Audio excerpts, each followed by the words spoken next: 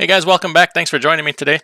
Just sitting here going through a mountain of paperwork, bringing on onboarding 2 new drivers and going through the hiring process and driver qualification files.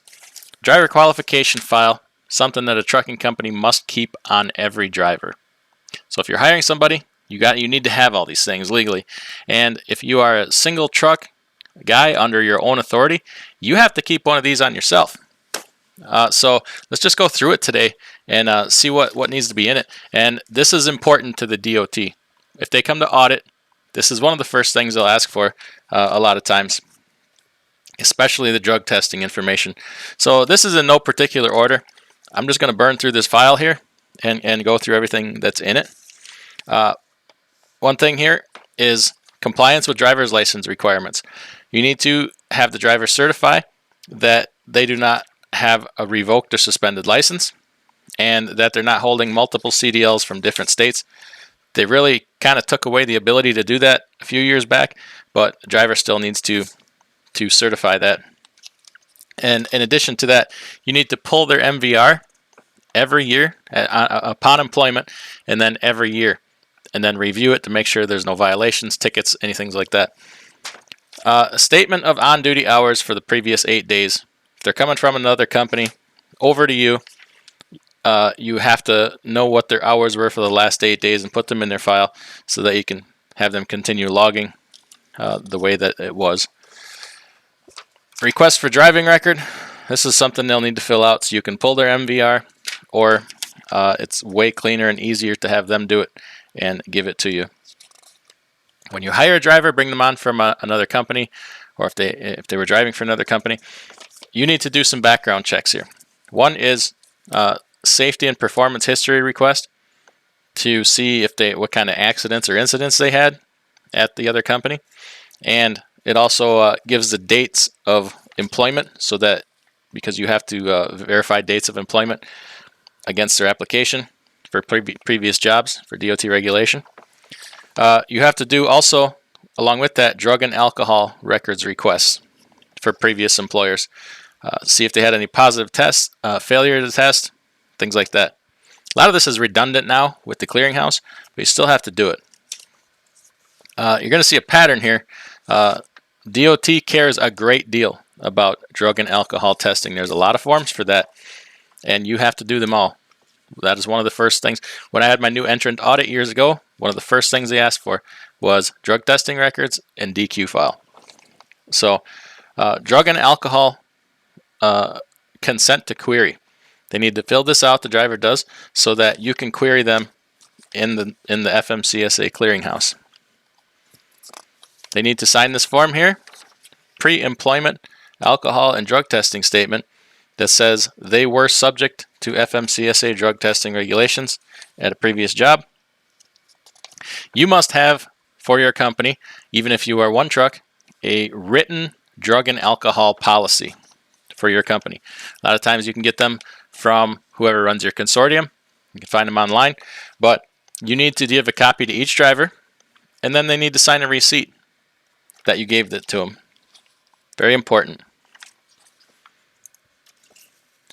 Along with that, you need to query each driver in the FMCSA clearinghouse and keep the contents of that query in this file. You have to do a query every year.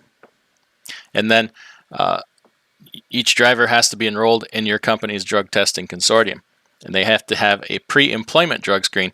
All of these things can go in this file. Drug testing can go in a separate file if you like, but they must be kept.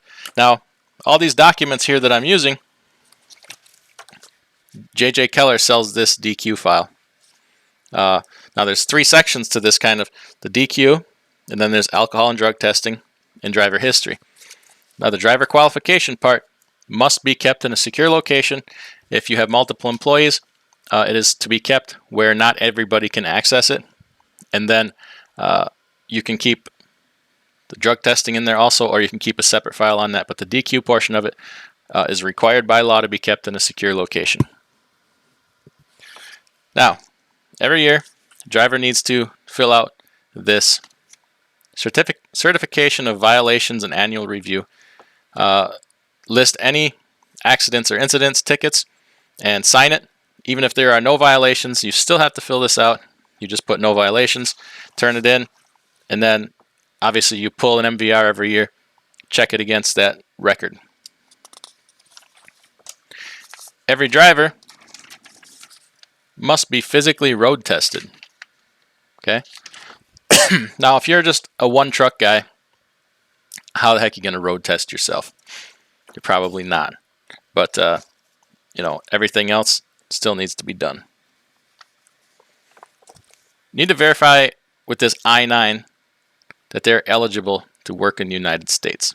There's you read the contents of this, like it's several pages long, and it tells you the proper ways to verify that somebody is eligible to work: social security card, probably a passport, I think, if I remember right, birth certificate.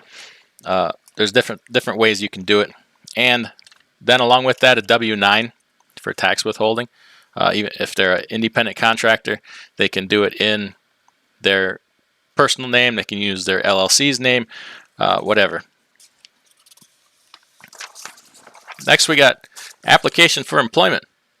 Everybody has to fill one of these out. You have to go back 10 years for CDL jobs, and the prospective employer, which is you, has to go through and verify every one of those. Now, there's the release forms that we just talked about earlier. Most of these employment verifications are done online now. Companies use these third-party services, but you will need these releases to upload or fax to the companies for them to be able to disclose that information to you. You will want to keep a copy of the driver's license, just a photocopy of it, in the DQ file to show that they have a current valid license. You need to keep a copy of the driver's DOT physical in there, a copy of the card and the long form, and then make sure that the copy of the physical has been uploaded to the state's DMV website so that your driver maintains eligibility. Also, in addition to that, if you were a carrier, you have to go in and verify that the doctor that did the DOT physical belongs to the National Registry. Now, this is extremely redundant, but you have to do it anyway. But overall, it's just this driver qualification file is I can't stress how important it is to your company, and many of those things you will need to update every year, like the MVR record, the annual violations report, random drug tests, reasonable cause drug tests, things like that. But you can get all these forms or just this whole complete file at jjkeller.com.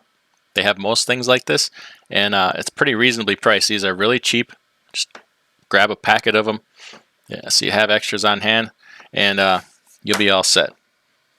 So I hope that helps you. If you're running a carrier or trying to bring on new employees, some of these things can be just mentally excruciating to go through trying to do some of these background checks if some of the companies don't want to act in a timely fashion or comply at all. It can be like pulling teeth, but you have to legally attempt it and document that you at least attempted it.